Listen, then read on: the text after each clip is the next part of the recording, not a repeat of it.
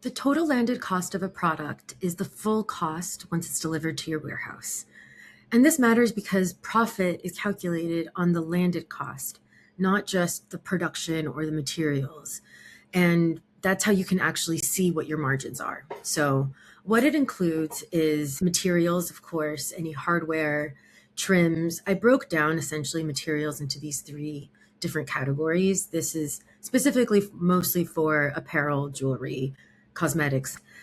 We also created a section for packaging because that also includes any of the labels, hang tags, any packaging that's included for shipping. Of course, we should include the cut and sew labor or any other labor that's involved with this, the tariff and duty rate, any shipping or freight, and of course, any fulfillment or quality control costs.